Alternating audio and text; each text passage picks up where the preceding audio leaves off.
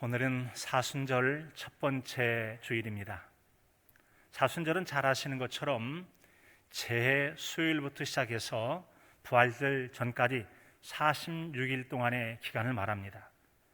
그런데 그 기간 안에 있는 6번의 주일은 빼게 되므로 실제적으로 사순절은 말 그대로 40일 동안 지키는 기간이지요. 6번의 주일을 빼는 이유는 예수님께서 사망 권세를 깨뜨리시고 부활하신 기쁨을 예배하는 기쁨의 날이기 때문에 고난의 날 중에서 6번의 주일을 제외하게 되는 것입니다. 사순절은 예수님께서 걸어가신 고난과 십자가의 길을 묵상하고 또 장차 있게 될 부활을 소망하면서 우리의 신앙을 새롭게 하는 은혜의 기간이라고 할 수가 있습니다. 바로 그 기간에 오늘의 말씀을 함께 나눕니다. 오늘의 말씀은 예수님께서 요단강에서 세례를 받으시고 성령님에 이끌려 광야로 나가십니다. 40일 동안 지내신 후에 다시 고향 갈릴리 지역에 돌아오셔서 복음을 전하셨습니다. 그때 전하셨던 예수님의 복음의 내용이 바로 오늘의 말씀인데 그 내용의 핵심은 이거죠.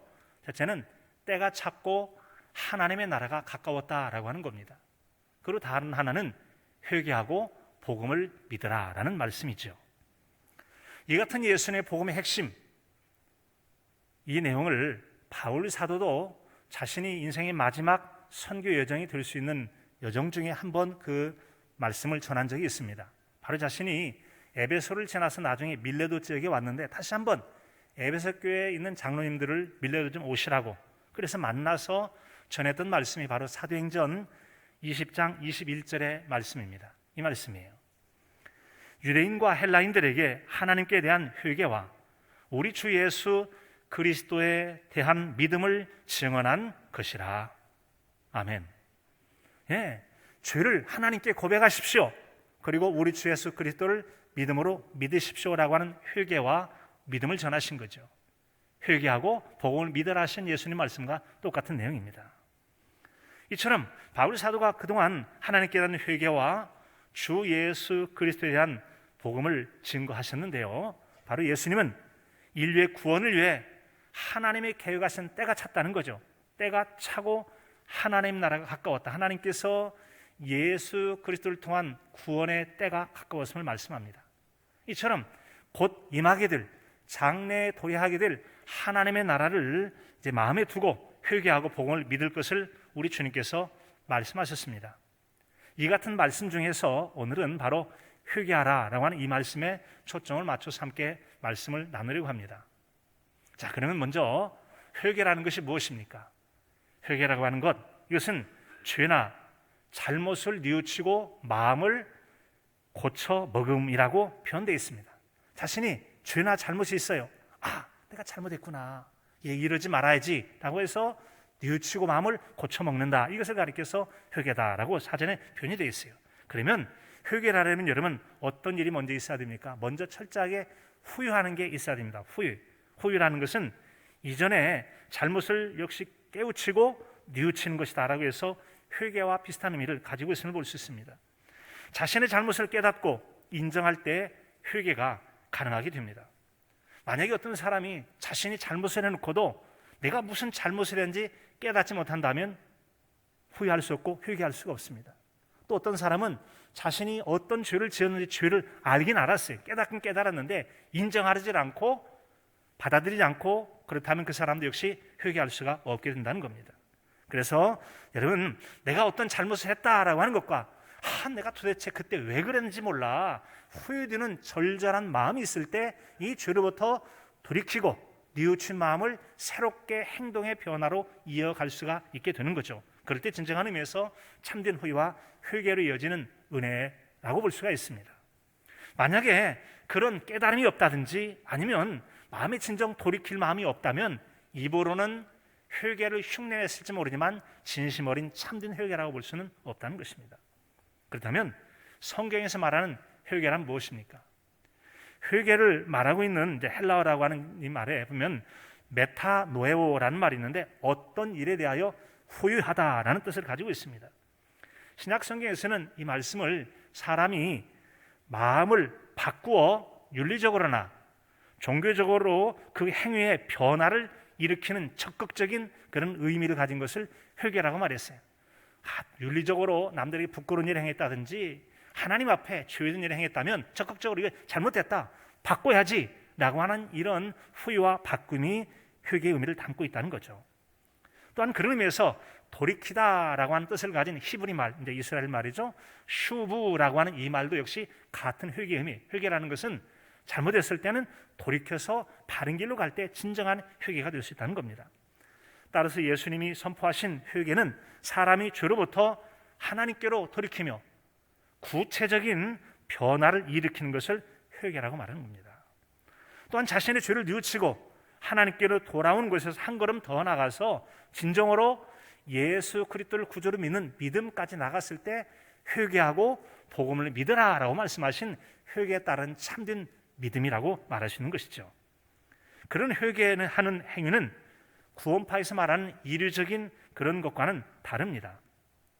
아마 여러분들 혹시 구원파 혹은 박옥수 목사라고 하는 사람이 죄사함, 거듭남의 비밀이라는 책을 쓰기도 하고 또 그와 관련된 강의를 많이 합니다. 그리고 성경 세미나에서 가끔 이 남은 시대 보면 현수막이 붙기도 하고 인쇄물을 가정마다 이제 나누고 붙여놓고 하는 것을 뭐 전부 때도 붙여놓은 것도 본 적이 있는데 그렇게 붙여놓은 걸 본 적이 있을 겁니다. 거듭남, 죄사함의 비밀. 여러분 거듭남의 비밀을 알아야 됩니다. 그러면 여러분이 마음이 편하고 죄책감으로부터 벗어나고 마음이 기쁘게 살아갈 수 있습니다 라고 주장을 해요. 이들이 주장하는 이 박옥수 씨의 주장의 핵심은 뭐냐면 죄사함을 위해서는 한 번만 회개하면 된다. 그것이 바로 거듭남의 비밀이고 예수 그리스도를 구주로 믿을 그때 내가 죄인이었다라고 고백하면서 죄 용서받고 거듭나면 더 이상 회개할 필요가 없다는 거죠. 그런데 만약에 누군가가 또다시 회개한다면 그것은 하나님 앞에 죄를 짓는 것이고 그런 사람은 구원도 받지 못한다라고 하는 거짓된 복음이 됩니다.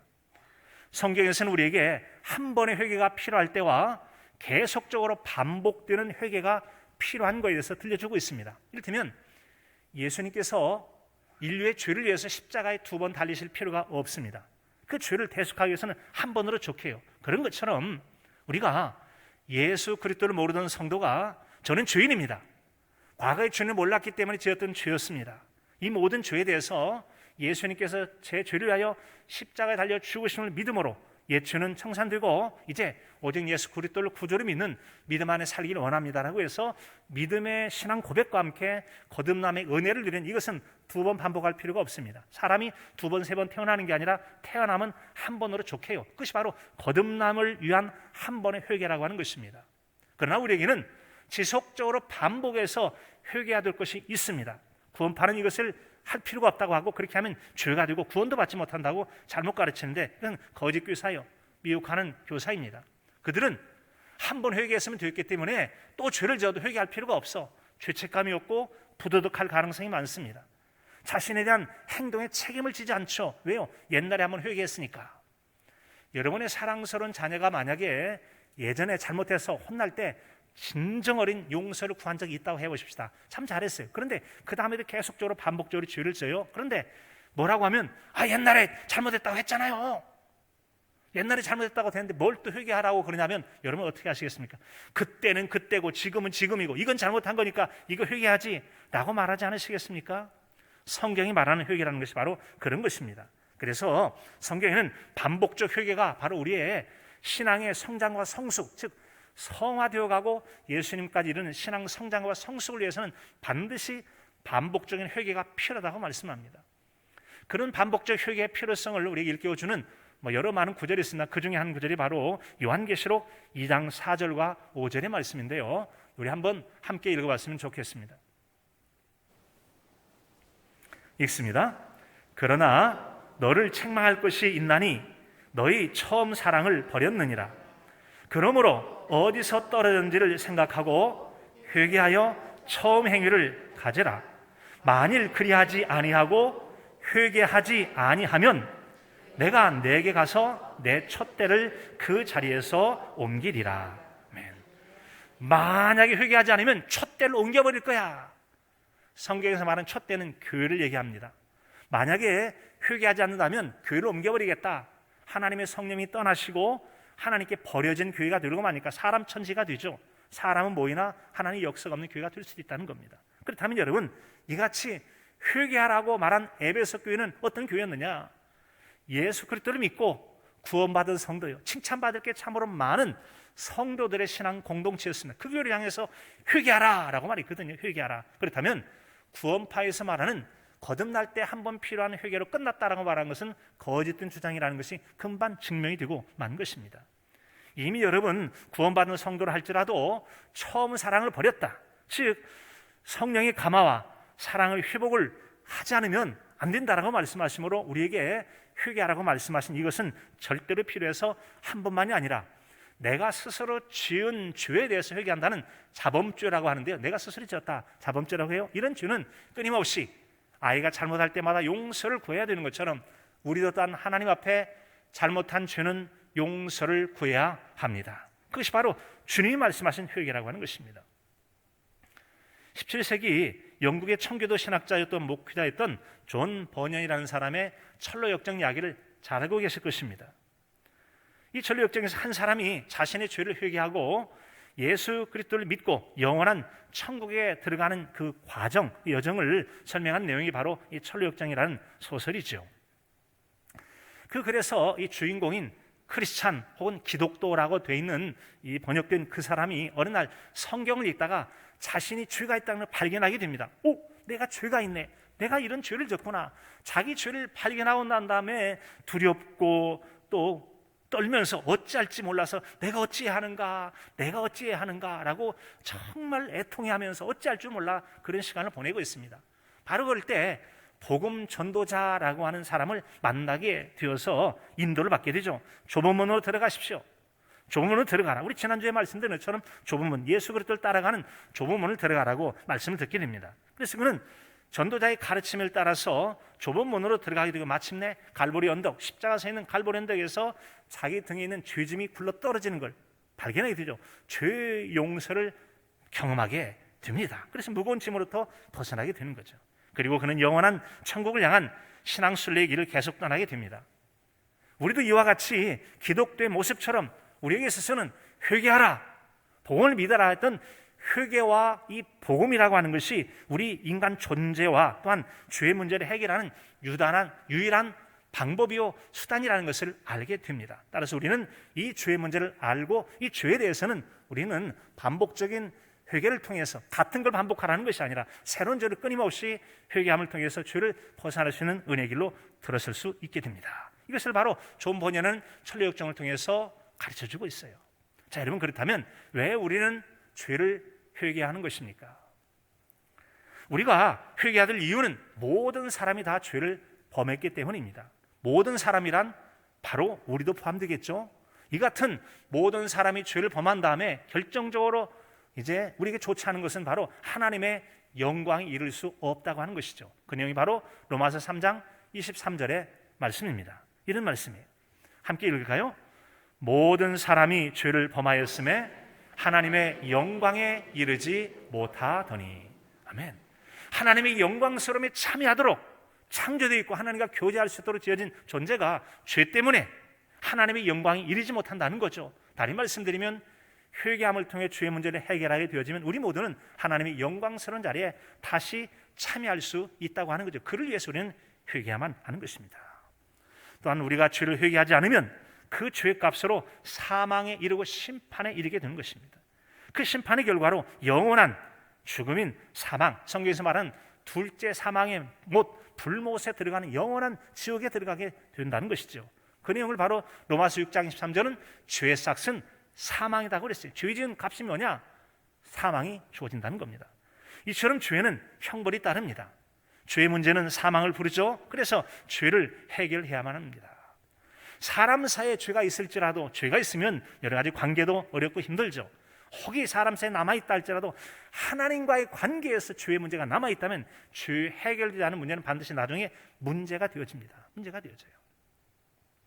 존 글씨라는 소설이 있습니다. 미국의 다니엘 호손이라는 사람이 1800년대 이제 50년에 출간한 그런 소설이에요.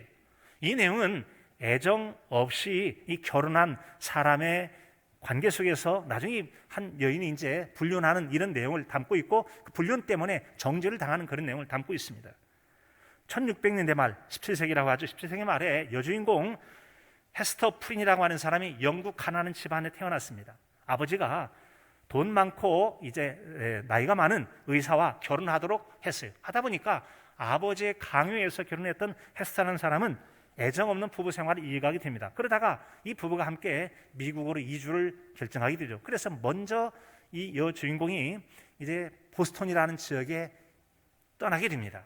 그럼 나중에 이 남편이 이제 뒤따라서 오게 되는데, 이 혼자 있는 기간 동안에 이 헤스터라는 사람이 딸을 낳게 되어집니다. 다른 남자와 사통한 거죠. 부부 이외에 다른 정을 통하게 된 것입니다. 이것 때문에 감옥에 갇혀서 재판을 받게 됐고, 결과적으로 그는 평생 동안 가슴에는 A자를 커다랗게 붉은 글씨를 써서 붙이고 다니라고 했어요. A자가 뭐냐면 영어로는 어덜터리라고 해서 간통자, 간통이라는 뜻이, 간통. 우리 말하면 간통의 기억자 뜻이 A자를 딱 빨간색으로 붙이고 다녀. 언제나 붙이고 다녀야 돼요. 그런 여러분, 언제나 사람들 앞에 볼 때 죄라고 하는 것은 저 사람은 죄진 사람이야, 죄진 사람이야, 꼬리표가 붙는 것이죠. 손가락질 당하는 그런 부끄러움, 죄라고 하는 이처럼 우리에게 싹쓸 뿌리게 된다는 거죠. 자, 그런데 이 같은 여러분, 죄의 형벌을 다른 사람 A자를 붙이고 다니면서 받게 되는데, 사람들이 자꾸 요청합니다. 도대체 아이의 진짜 아비가 누구냐? 라고 말하지만 끝까지 그는 말하지 않습니다. 실제로는 젊은 목사인 딤즈 테일을 사랑해서 아이를 낳게 된 거였습니다. 그런데 이 같은 헤스가 끝까지 그 누구에게도 아이의 아버지가 누구냐라고 말하지만 진짜 사랑하는 사람의 아이를 가졌다는 생각 때문에 끝까지 밝히지 않고 세월을 지나갑니다. 그러면서 이 가슴에 붙였던 A자라는 글씨를 사람들이 점점 다르게 이해하기 시작합니다. 정말 아주 끝까지 사랑을 지켜가는구나, 저렇게 하면 사랑이 되는가 해서 가능성의 에이블이라는 글자가 되기도 하고, 참 저 사람 끝까지 누군가 사랑을 지켜주는 착한 사람이네 라고 해서 에인젤이라고 하는 천사의 A자로 바뀌는 거예요. 간통자라는 의미가 바뀌었다는 거예요. 자, 중요한 것은 의미가 바뀐 것보다도 죄를 짓게 되면 죄의 형벌로서 평생 A자를 달고 다니는, 딱지를 붙이고 다닌다, 해결되지 않은 죄는 그런 문제가 있게 되는 겁니다. 이와 대비되는 한 이야기가 있습니다.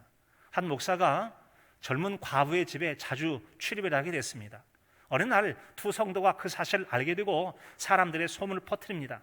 글쎄, 목사님이 자꾸 젊은 과부의 집에 들락날락한다니까 어쩌고 저쩌고 해서 부정적인 소문이 나기 시작했습니다.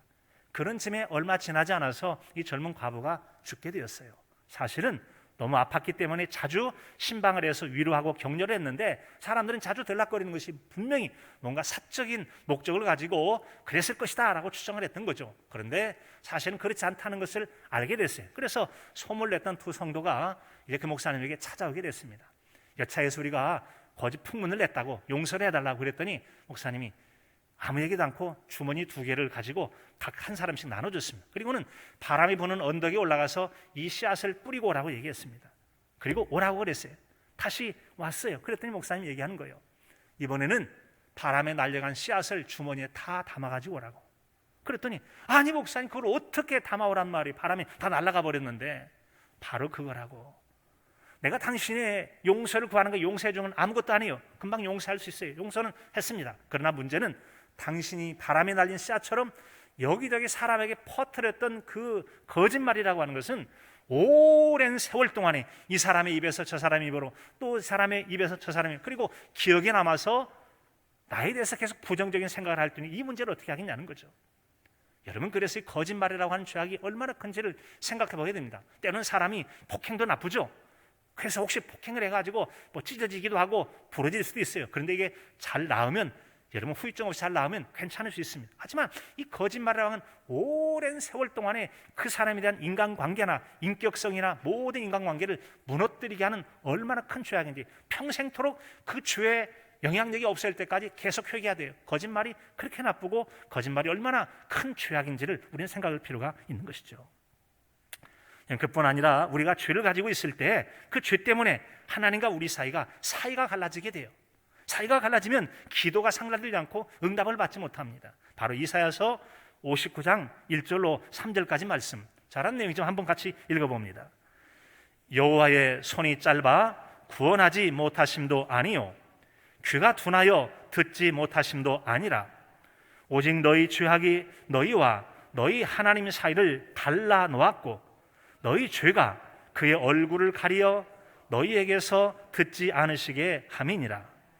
이는 너희 손이 피해 너희 손가락이 죄악에 더러워졌으며 너희 입술은 거짓을 말하며 너희 혀는 악독을 내밀라.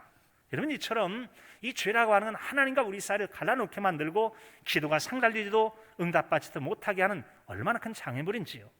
또한 시편 66편 18절의 말씀인데 역시 함께 읽습니다. 내가 나의 마음에 죄악을 품었더라면 주께서 듣지 아니하시리이다.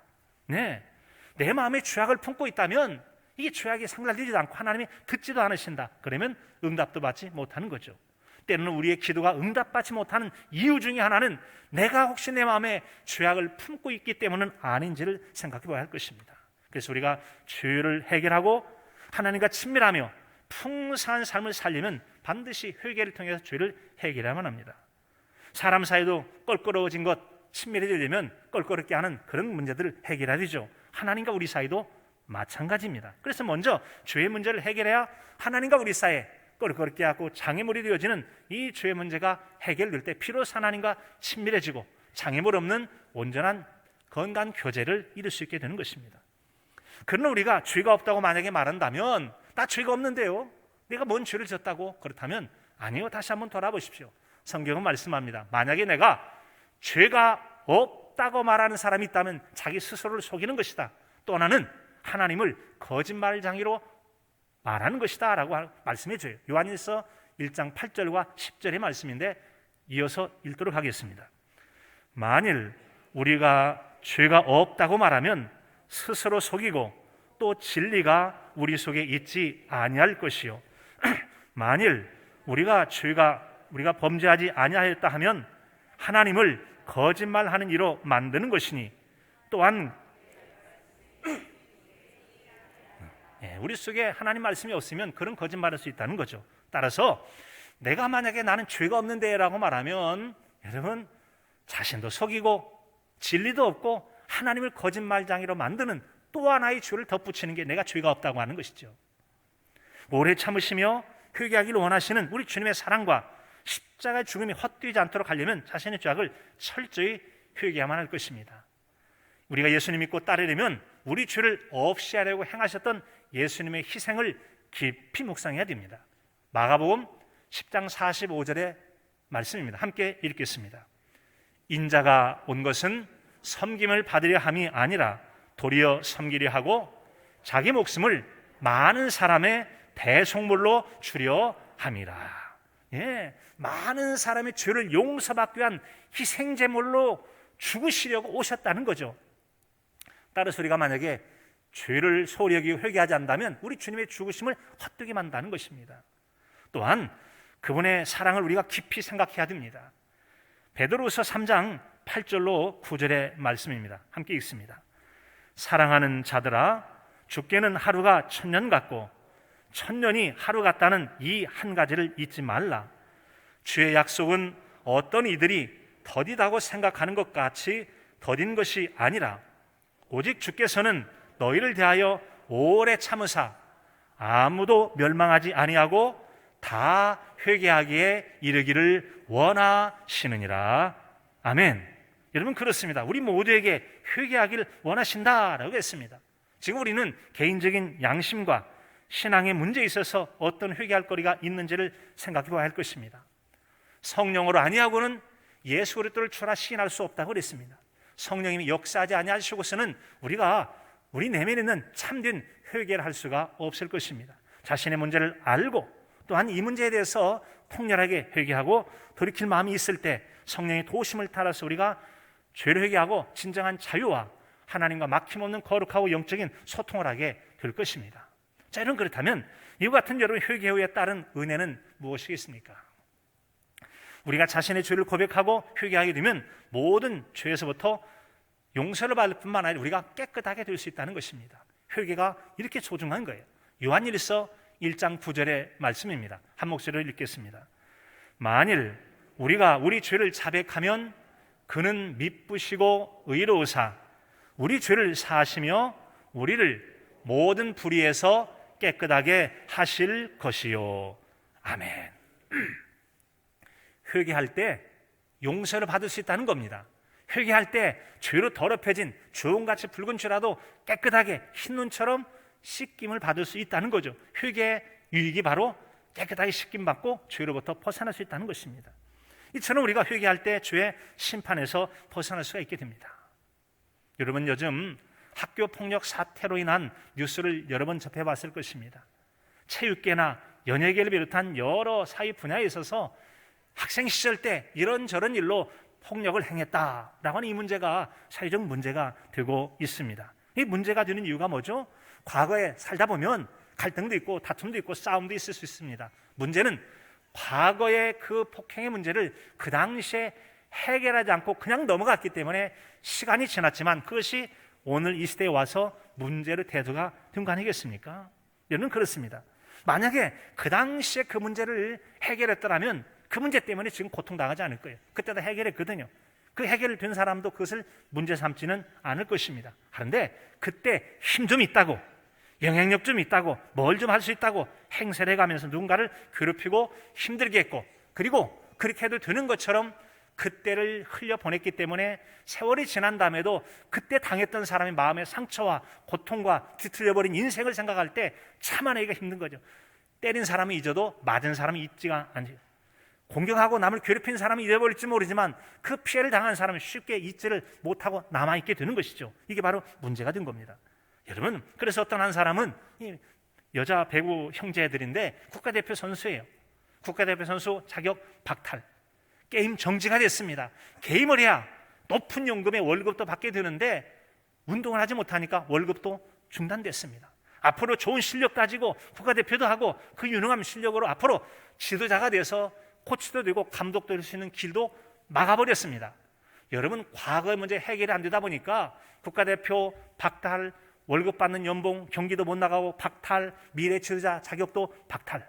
얼마나 죄가 무서운 것입니까? 그런데 만약에 여러분 그런 일이 있을지는 모르겠습니다. 만약에 그 선수들에게 내가 너에게 모든 죄를 용서한다라고 해서 다시 경기 나가라, 국가 자격도 회복시켜주고 지도자의 자격도 다시 준다면 얼마나 좋겠습니까? 얼마나 좋겠어요. 아마 춤추고 기뻐할 겁니다.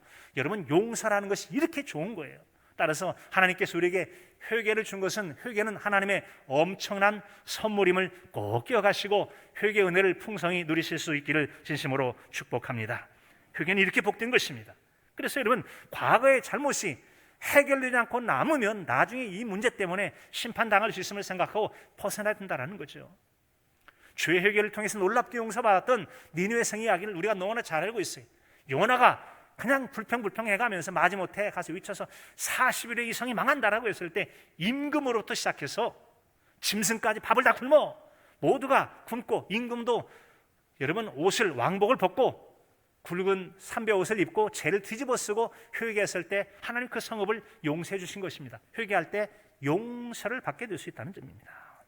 뿐만 아니라 예수 그리스도의 이름으로 우리는 회개하고 난 다음에 성령을 선물로 받을 수 있음을 성경은 들려줍니다. 사도행전 2장 38절의 말씀입니다. 한 목소리 읽겠습니다. 베드로가 이르되 너희가 회개하여 각각 예수 그리스도의 이름으로 세례를 받고 죄 사함을 받으라. 그리하면 성령의 선물을 받으리니. 아멘. 여러분, 그렇습니다. 회개하고 성령을 선물로 받으라. 어쩜 우리가 성령 충만하지 못하거나 이 성령의 은혜가 느끼지 않을 때 혹시 내 가운데 해결되지 않은 어떤 죄의 문제가 있는지를 생각하고 회개하고 성령을 받으라는 말씀을 우리가 충만함으로 은혜를 받을 수 있는 그런 신앙의 결단이 있으면 참으로 좋겠습니다. 죄로부터 영적으로 깨끗해지니 마음의 자유함을 누릴 수 있게 되고 죄에 대한 심판에서 벗어나고 성령을 선물로 받는 그런 기회를 얻게 되는 것입니다. 하나님과의 영적인 친밀함과 함께 소통의 기쁨을 누릴 수 있게 됩니다. 이게 바로 회개가 주는 유익이라고 할 수 있어요. 죄에 따른 심판의 두려움을 당하지 않으며 마음의 무한한 자유함을 얻게 됩니다. 마귀로부터 너 옛날에 죄 졌잖아, 정죄당하지 않습니다. 이미 우리는 여러분 모든 죄사함을 받았기 때문에 더 이상 정죄감을 받지 않습니다. 어떤 죄책감도 갖지 않고 그것에 얽매이지 않을 수가 있게 돼요. 그래서 우리는 회개하고 죄로부터의 벗어남이 얼마나 중요한지 모릅니다. 지난 금요일, 이틀 전이죠. 금요일 저녁이었습니다. 오래전에 동북교회에서 이제 부목사를 하다가 지금 다른 곳에 사역을 하고 있는 한 목사님이 있는데 문자를 보내왔어요. 목사님, 고백할 사실이 있습니다. 제가 동북교회를 떠나오기 전에 당시 재정부실에 방치되어 있던 프린트 한 대를 가져다가 허락 없이 집에 가져와서 사용했습니다. 지금도 사용하고 있는데 양심의 가책을 느껴서 늘 마음에 걸렸습니다. 어차피 쓰지 않은 프린터라고 얘기했지만 교회 물건을 허락 없이 가지고 와서 지금까지 쓰고 있으면서 제가 그 시절 미숙했던 사역자의 모습 안에 여전히 갇혀있다는 그 생각을 금할 길이 없습니다. 교회 앞에 공개적인 사주를 하고 비용을 보내드려야 할지 그냥 새 프린터를 사서 보내드려야 할지 고민만 하다가 또다시 외면하고 합리화하면서 지금까지 왔습니다. 송구합니다. 저로서 어떻게 하는 편이 지혜로울지 몰라서 목사님께 먼저 고백드립니다. 변명을 드리자면 그 당시 살던 사택에 프린터가 없어서 사택용으로 쓴다고 생각하고 방치된 프린터기를 사택에 가지고 가서 쓰다가 사임하고 이사하면서 반납하지 않고 그냥 가지고 온 것입니다. 사죄할 용기가 나지 않아서 지금까지 시간이 흘러버렸습니다. 죄송합니다. 자, 그런 내용이었습니다. 자, 그래서 제가 이렇게 답을 썼어요. 그런 일이 있었군요. 그동안 마음으로 고생한 값이 프린터 10대 값보다도 더 되겠습니다. 나도 그럴 마음은 없었지만 신학대학원에 입학을 해서 함께 입학 전부터 잠깐 몇 달 동안 자취했던 동기가 있어요. 그런데 제가 남원에 와서 보니까 작고 얇은 책이지만 그 친구 책이 한 권 있더라고요. 그런데 이제 남원에 왔을 때는 그 친구가 영국에 유학을 가 있던 상황이라서 돌려줄 수가 없었어요. 그리고 이제 내가 돌려줘야지라고 책을 잘 꽂아놨는데 제가 없는 사이에 이제 사무실 정리하는 동안에 책이 좀 담았다가 이렇게 옮겨진 때가 있었어요. 그래서 못 돌려주고 지금은 그 친구가 어디에서 목회하는지를 알고 있기 때문에 지금도 돌려드릴 마음은 있습니다. 찾으면 하려고 제가 금요일에 좀 찾아봤는데 잘 못 찾겠더라고요. 자, 다시 찾으면 돌려줄 겁니다. 자, 제가 그런 얘기를 그 목사님에게 얘기했어요. 나도 그런 일이 있습니다.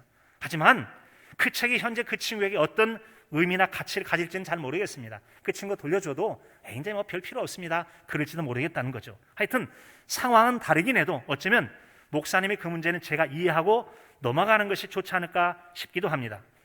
그러나 마음이 편치 않으면 보내주셔도 괜찮습니다. 그 물건을 가져간 것을 끝까지 속이려는 것이 아니라 궁색했던 그 시절에 사용하지 않던 물건을 집에서 사용하다가 별 생각 없이 그 물건이 계속 필요한 입장에서 지금까지 사용해 왔다고 생각합니다.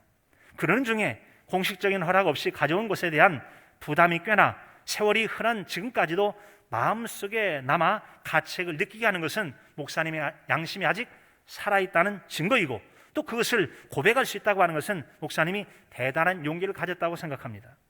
어쩌면 지금까지 사용은 해왔다고 할지라도 마음의 짐을 후련하게 벗어버리려면 교회로 보내주는 것도 좋다고 생각합니다. 그렇다고 그것이 최선의 방법인지에 대해서는 조금 더 생각할 점은 있기도 합니다. 이런 뜻 때문이죠. 사실 이번 주 설교가 회개하고 복음을 믿으라는 제목으로 지금 설교 말씀을 준비하고 있습니다. 제가 예배 시간에 목사님에 대한 이야기를 간단히 전하면서 이런 일이 있었다고 하면 누군가가 그 문제에 대해서 용서를 구했다. 즉 목사님이 용서를 구하기를 했거든요. 용서를 구하기 했는데 제가 여러분께 공개적으로 그 목사님 대신해서 용서를 구하고 싶습니다. 그래서 여러분들이 교회적인 차원에서 용서를 해주신다면 그분은 용서를 받게 되고 그 죄책감으로부터 자유하게 될 것입니다. 자, 한번 제가 여러분께 묻겠는데요. 그분이 말하기를 그분의 프린터를 다시 가져오기를 원하시는 분 있으면 손 들어주시죠. 다시 가져갈까요? 보내달라고 할까요? 아니면 안 가져와도 괜찮다고 생각하는 분 손 한번 들어보십시오. 자, 그럼 여러분 그를 용서해 주신 겁니까? 감사합니다. 제가 잘 전하겠습니다. 제가 그리고 이렇게 얘기를 했어요. 만약에 성도님 중에 한 분이라도 프린터를 보내달라고 하면 보내주십시오. 그러면 제가 바로 새 프린터를 사서 보내드리겠습니다.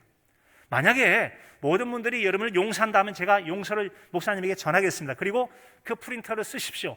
당분간 쓰시면서 내가 동북교회 성도들로부터 이 문제에서 용서를 받았다는 것을 오래도록 간직하십시오. 그리고 언젠가 프린터를 쓰지 못하게 될 때 저한테 연락하십시오. 그럼 제가 새로운 프린터를 사서 보내드리겠습니다. 이래도 사드리고 저래도 사드리겠다는 약속을 했어요. 참으로 감사합니다. 여러분, 아마도 이 목사님의 사인이라고 하는 것은 우리가 사람과 사람 사이에 그리고 사람과 하나님 사이에나 사람과 또 우리 개인이 교회에 대해서 어쩌면 우리가 주위로 남아있는 그 어떤 것들을 생각하면서 우리 양심을 일깨우는데 도전이 되지 않을까 생각이 됩니다. 사순절 첫 주일을 앞두고 목사님과 제가 이런 문자를 주고받은 것은 성령님께서 우리의 큰 은혜를 베풀어 주셨다고 생각합니다 라고 말했어요. 그랬더니 그 목사님이 이렇게 했어요. 네, 목사님 말씀대로 받들어 순종하며 가슴 깊이 새기겠습니다. 중심으로 감사드립니다. 아울러 사순절의 말씀을 선포하신 목사님과 동북교회 성도님들 위해 회개하며 마음 모아 기도하겠습니다 라고 그랬어요. 이제 여러분, 그 목사님 용서해 주신 것이죠. 아마 그분이 이제 이 용서를 전하게 된다면, 그리고 방송을 볼지도 모르겠어요. 그렇다면 그 죄책감으로부터 벗어날 수가 있게 될 것입니다. 용서를 받는 것은 죄책감이나 양심의 가책으로부터 큰 자유함을 얻고 누리게 되는 기회가 됩니다. 회개하고 나면 예수님과 친밀할 수 있고 또한 하나님 사이에 장애물이 없게 되어집니다. 그래서 하나님과 친밀한 교제를 할 수가 있게 되죠. 그리고 기도할 때 기쁘게 응답해 주십니다. 아울러 하나님께서 베푸신 은혜에 대한 감사를 알게 될 것입니다. 또한 복음의 말씀을 기쁨으로 전하게 될 것이고 장차 영생하는 하나님의 나라를 선물로 받게 될 것입니다. 사랑하는 성도 여러분, 예수님께서 걸어가신 십자가와 고난과 그리고 부활의 소망을 묵상하면서 우리의 신앙을 새롭게 하는 사순절 기간입니다. 우리가 오늘 예수님께서 말씀하신 회개하라, 이 말씀을 마음에 품고 자신을 돌아보며 철저하게 죄를 회개하는 은혜 한 주간을 보내는 복된 저 여러분의 신앙의 삶이 되실 수 있기를 간절함으로 축복합니다.